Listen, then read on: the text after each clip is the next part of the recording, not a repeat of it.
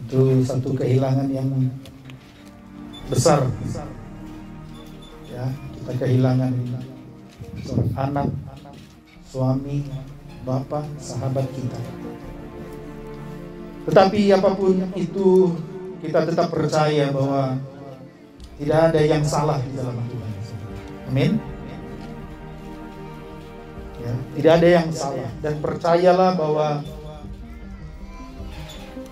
kematian justru membawa kita masuk dalam rencana Tuhan yang sesungguhnya, yaitu hidup kekal, kesenangan sejati. Itulah sorga yang mulia. Tentu buat Bapak Siloh ini, dia sudah selesai, ya. Tidak perlu lagi dia mendengar firman Tuhan, tidak perlu lagi dia kita ingatkan, doakan, sudah tidak perlu.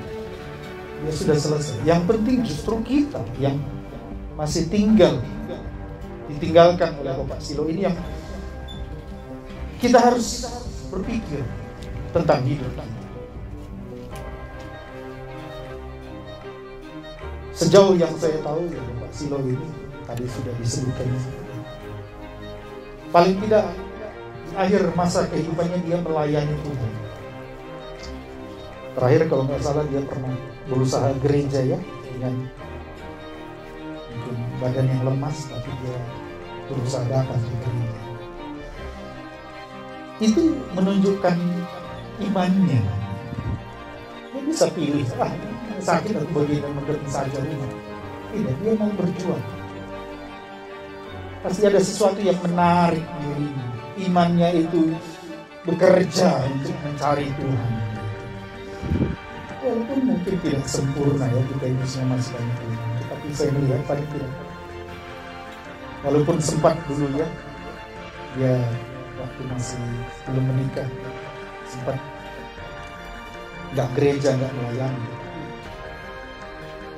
Kita percaya bahwa Siloh ini pilihan Tuhan, karena dia akhirnya pada masa hidupnya, akhir hidupnya dia melayani. Jadi bukan awal, tapi akhir hidup kita ini di mana?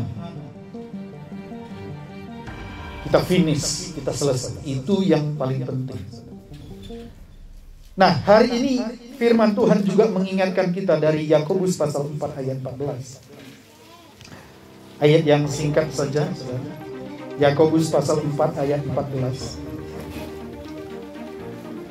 Sedang kamu tidak tahu apa yang akan terjadi besok.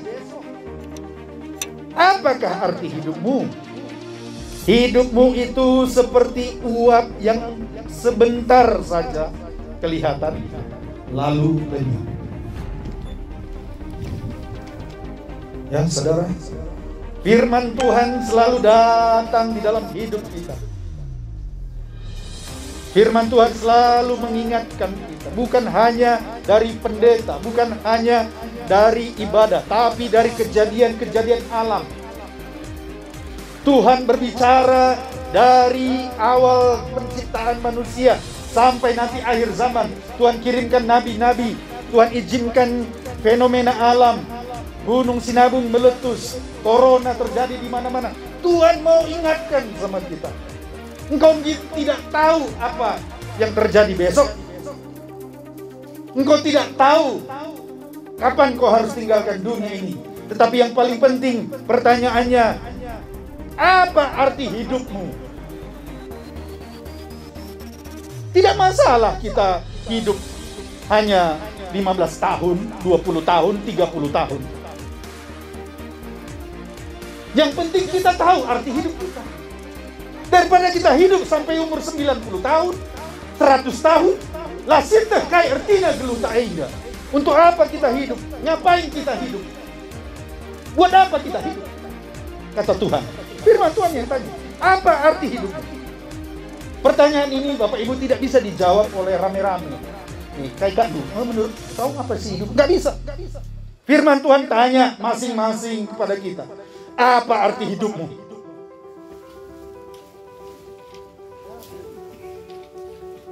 Banyak orang bilang, oh kalau hidupku ini, ya hidupku untuk makan, untuk kerja dapat uang.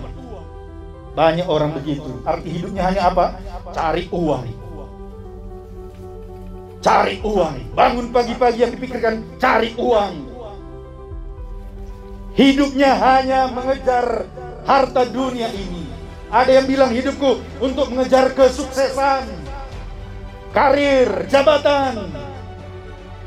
Padahal jabatan, harta itu akan ditinggalkan, Bapak. Itu bukan tujuan hidup. Ada orang bilang, geluh-geluh, si penting happy, bersenang-senang. Apa yang kita suka lakukan saja. Hidup ini singkat, kawan. Nikmati semua.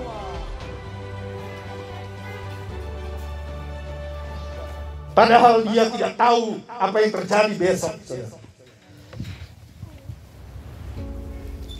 Ada juga orang bilang, kalau hidupku pendeta susah dari kecil sampai besar, sampai tua, susah terus. Nade bapakku susah, kami susah, makanya menderita kami. Hidup ini penuh kesusahan. Dia mengeluh, hidupnya penuh dengan keluhan, sungut-sungut. Ada orang begitu. Penyesalan. Bicara bagai mindai. Coba kalau dulu begini, coba kalau dulu begini. Itu orang yang gak mengerti arti hidup.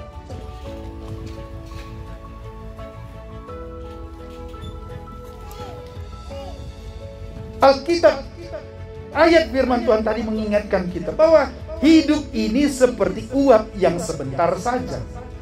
Hidup ini singkat. Karena dia begitu singkat, maka hidup ini harus betul-betul kita pikirkan. Untuk apa aku hidup? Harus betul-betul pikirkan. Selama ini untuk apa aku hidup? Banyak orang tidak peduli dengan itu. Dengar, firman Tuhan bilang bahwa hidup ini seperti uap yang sebentar lalu lenyap. Masalahnya, kalau hidup ini hanya sekedar seperti uap hilang lenyap, nggak perlu kita takut. Kayak tadi, nikmati semua benih. Masalahnya bukan itu. Masalahnya Alkitab juga mencatat, setelah hidup kita berakhir di dunia ini, kita harus mempertanggungjawabkannya di hadapan Tuhan. Ini masalah besarnya. Ngecak kita mati, lit sorga, lit neraka. Masalahnya lah nggak dina. Lalit sorga, lalit neraka, ATUJ. Masalahnya ada sorga, ada neraka. Makanya kita harus betul-betul perhatikan hidup kita. Renungkan, selama ini aku hidup untuk apa? Makanya harus ada dua hal yang harus kita pastikan dalam hidup ini sebelum lenyap hidup yang singkat ini. Walaupun singkat, hidup ini sangat berarti, karena selama hiduplah kita bisa menentukan kemana kita pergi nanti setelah mati. Masuk surga atau masuk neraka itu ditentukan waktu kita hidup, bukan setelah mati. Setelah mati nggak bisa lagi. Alkitab mencatat orang yang sudah mati, dia bilang, Tuhan, panas kurasa di sini, Tuhan, menderita kali aku, Tuhan. Tuhan bilang, maaf, kau sudah mendengar selama kau hidup, mendengar. Ada firman Tuhan yang disampaikan hamba-hamba Tuhan, tapi kau nggak peduli, makanya kau menderita, kata Tuhan. Makanya metenget kita, begikan kain, kata di bata. Sebab ringgo mati kita lanai banci dalam terumah. Begitu. Yang pertama, saudara, yang harus kita pastikan di dalam hidup yang singkat ini, kita harus pastikan bahwa kita masuk surga. Amin. Amin. Nggak masalah mau hidup kita menderita, susah, orang tua kita susah, sakit-sakitan, ngontrak-ngontrak sampai mati, sampai tua. Nggak masalah, yang penting masuk surga. Amin. Itu yang paling penting. Kayak gini lagi, yang penting masuk surga. Masalahnya jangan sampai udah di dunia ini pun kita susah, menderita, ya, mati masuk neraka pula. Alah, celaka 12. paling tidak masuk surga. Itu harus dari perjuangan kita semua. Saudara yang dengar firman Tuhan sore hari ini, usahakan, kerjakan, cari gimana caranya. Yang penting aku masuk surga. Aku harus masuk surga. Aku harus masuk surga, saudara. Harus. Nanti malam sebelum tidur, saudara harus ingat ini. Tuhan, aku masih masuk surga. Tuhan, tolong Siti. Tuhan, ingat. Nanti Bapakku. Nina firman Tuhan mankai dan dugya krina doni indaras isina adina kam mate masuk neraka benai jiwa nina Tuhan mankai. Ngogya kam jadi gubernur, bukan jadi presiden, kam sebayak na tanah karoega. Motor du 200, jumandu 100 hektar. Emas du 100 kilo. Mankai, hari mati masuk neraka, mankai. Maka harus pastikan aku harus masuk surga, apapun ceritanya. Bukan masalah miskin kaya. Tadi saya bilang ada orang miskin mati masuk neraka. Wah, itu paling celaka 12. Nah, Alkitab berkata, bagaimana saya tahu ini? Apakah saya sudah masuk surga atau belum? Perhatikan. Roma 6 pasal 6 ayat 6 sampai 8 mengatakan, karena kita tahu bahwa manusia lama kita telah turut disalibkan, supaya tubuh dosa kita hilang kuasanya, agar jangan kita menghambakan diri lagi kepada dosa. Sebab siapa yang telah mati, ia telah bebas dari dosa. Jadi jika kita telah mati dengan Kristus, kita percaya bahwa kita yang akan hidup juga hidup dengan Dia. Firman Tuhan ini mengingatkan kita bahwa untuk kita bisa masuk surga, satu-satunya cara adalah kita percaya pada Yesus yang sudah disalibkan. Amin. Tidak ada jalan lain. Yesus berkata, aku mencadalan, ku dibata Bapa, lalit dalan si deban, ari lakin arah aku. Hanya lewat kematian Yesus yang kita percaya, saudaraku. Tapi mungkin katakan saya, aku mau teman Yesus, aku mau jadi jemaat, aku 50 tahun, 30 tahun, 10 tahun. Firman Tuhan di Roma pasal 6 ini menegaskan, tandanya kita adalah milik Kristus, bahwa kita sudah mati kepada dosa. Kalau memang kita sudah percaya hidup kita ini sudah disalibkan dengan Kristus, kita percaya Yesus yang disalibkan, maka katanya bahwa hidup kita ini juga tidak lagi dihambakan oleh dosa. Itu tandanya. Kalaupun kita bilang aku percaya Yesus, pertanyaannya, apakah setelah engkau percaya Yesus, engkau sudah tidak lagi menghambakan diri kepada dosa? Apakah engkau tidak terikat lagi dengan dosa? Apakah dosa sudah tidak lagi berkuasa dalam hidupmu? Apakah engkau sudah bebas dari kebiasaan-kebiasaan dosa? Sebab kalau engkau berkata, aku sudah percaya Yesus, tapi engkau tidak berkuasa melawan dosa, engkau masih menikmati dosa, saya tidak percaya saudara sudah selamat. Karena firman Tuhan katakan, siapa yang telah mati bersama Kristus, ia sudah bebas dari dosa. Kang mencabetah sa, ngukam bebas dosa entah lang, kang mencabetah saras tiba. Adina melalang dengan elem-elem, sakit hati di hati kita, itu berarti kita belum bebas dari dosa. Karena firman Tuhan bilang 1 Yohanes 3:16, barang siapa yang membenci saudaranya, ia adalah pembunuh manusia. Bagaimana mungkin seorang pembunuh bisa masuk dalam kerajaan Allah? Katanya. Jadi kalau masih benci kita sama seseorang, itu tandanya kita belum milik Kristus. Dan kalau belum milik Kristus, pasti gak masuk surga. Kristen aku penidu, arina segat dengan pedula terampuni. Lo kamu tunggu surga lah. Sebab di surga itu damai, kasih. Masa ada orang di surga nanti masih benci sama seseorang? Gak mungkin, mustahil.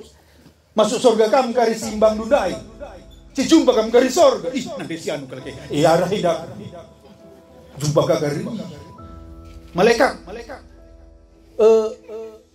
Tolong taruh rumahku, jangan dekat-dekat mama si anu. Karena di bumi dulu kami lamriah.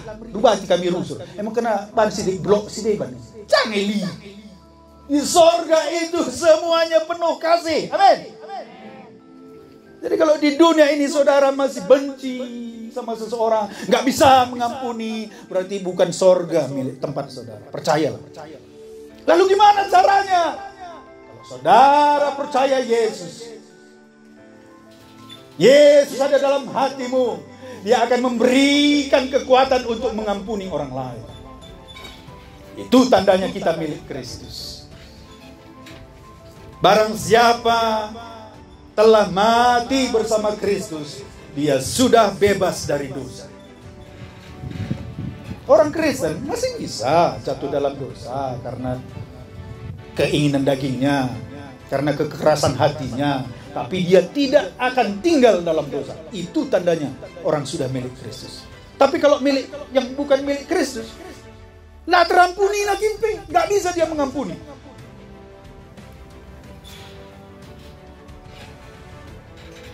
Lo tuh, nggak bisa kuampuni dia. Itu tandanya saudara tidak milik sorga. Saudara nanti di tempat yang lain, gitu.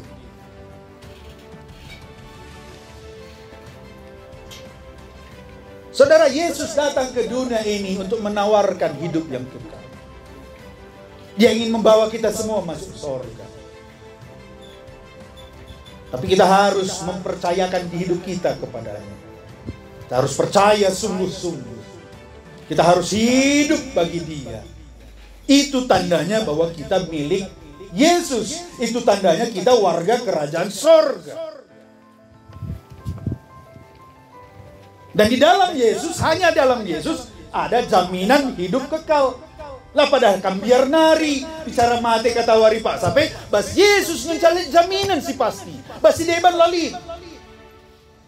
Yohanes 10 ayat 28 berkata, Aku memberikan hidup yang kekal kepada mereka dan mereka pasti, sekali lagi, mereka pasti tidak binasa sampai selama-lamanya dan seorang pun tidak akan merebut mereka dari tanganku. Haleluya.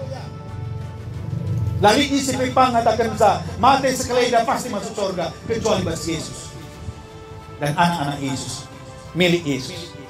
Lang adina sungkun kita bicara bernyanyi ke mati pujakan pasti ke masuk surga gitu. Iya ilang aku dah istilah banci jamin sa melalui dengan dosaku berarti lengan milik Kristus.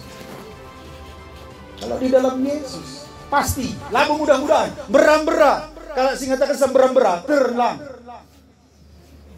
Oke, kalau Arjuni menangis sekali beram-beram. Kayak suan sekali dah call. Kena regangi kare beram-beram. Terlang. Tapi kalau dalam Yesus tidak ada mudah-mudahan. Yang ada dikatakan pasti tidak binasa yang percaya Yesus. Haleluya. Haleluya. Ya. Mama Silo, Ibi Mama Ivan. Bapak Silo ini udah pasti masuk surga. Kampung kalau udah pasti masuk surga. Ya, duluan dia sebentar kayak bagi kala nangis nabang semujai. Terima selenda kita terima tak pagi di depan. Jumpa dengan kami kita.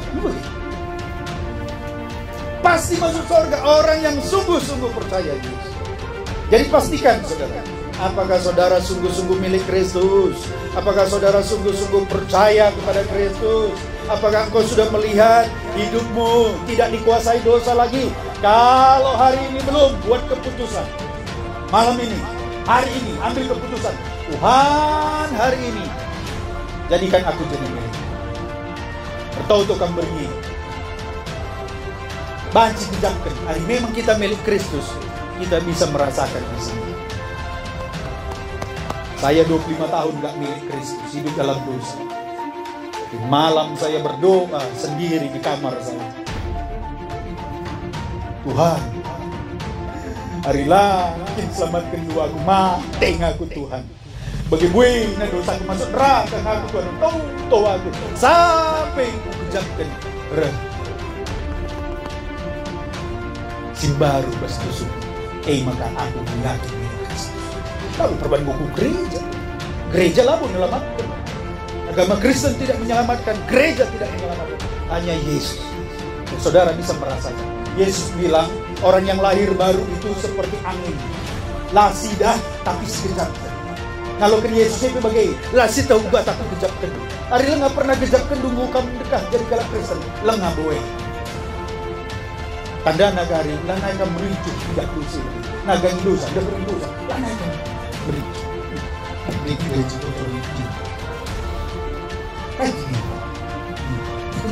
Ini nampaknya ini tidak tahu. Jam kalau ada dosa dari begini layak tahan dari lagi dalam dosa layak tahan ku pilih bauin anak ni tapi dari dalam kita berbagai hari tah dua tenukan ku lepas dosa hari dalam milik Kristus kan lana akan bericu dari dosa ngukuri dosa sampai kamu segetin ida mari di sini di sini ada apa ada teman lana kita akan tinggal aku ku gereja makanya kalau ini tapi bau ini tapi iya memang itu begini lalu ke milik Kristus tambahin duka hari milik Kristus go segat tena dosa amin mulanya yang dideheri dosa hari deheri du tenu lalak dosa tagang-tagang lu anggah-anggah lu sering kami si kedua kan si terakhir laulan dekat saja kita masuk surga itu yang pertama. Yang kedua yang harus kita pastikan bahwa nanti di surga kita dapat upah yang besar. Amin. Mula kali masuk surga berarti masuk surga. Aduh. Minas kitab 1 Korintus pasal 13 ayat 3. Akan ada orang yang keluar dari api itu hanya membawa bajunya saja. Tapi kalau dia terbuat dari emas, walaupun dibakar oleh api, dia tetap emas, saudara. Begitulah nanti semua perbuatan kita ini akan diuji, katanya. Berbahagialah orang yang mati dalam Kristus, maka segala jerih lelahnya mengikuti dia. Masuk surga itu harus, tapi dapat upah yang besar itu sangat penting. Masuk surga PKM dari adina pinggir-pinggiran, menkai. Iya kalau masuk surga pendertaan itu dah. Bagi penjahat sebelah Yesus nang dari mati itu. Oh Tuhan, ingat aku Tuhan. Ya hari ini kau masuk surga, tapi nggak dapat apa-apa. Tapi kita yang masih hidup ini, yang sudah tahu firman Tuhan, harusnya kita bersungguh-sungguh mengejar upah yang Tuhan sediakan. Amin, orang-orang percaya. Filipi pasal 1 ayat 20-23 berkata, sebab yang sangat kurindukan dan kuharapkan ialah bahwa dalam segala hal tidak beroleh malu, melainkan seperti sedia kala, demikian juga sekarang Kristus dengan nyata dimuliakan dalam tubuhku, baik oleh hidupku maupun oleh matiku. Karena bagiku hidup adalah Kristus, mati adalah keuntungan. Tetapi aku harus hidup di dunia ini, berarti bagiku bekerja memberi buah.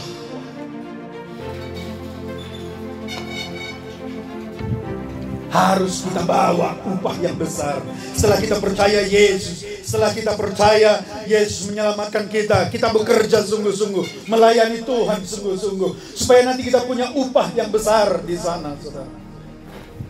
Kalau almarhum Om Surbakti ada di kuburannya sana, dia bilang, beritakan Injil sebanyak mungkin, menangkan jiwa sebanyak mungkin, bangun gereja sebanyak mungkin. Waktu kita singkat, katanya, selalu terngiang-ngiang di pikiran saya.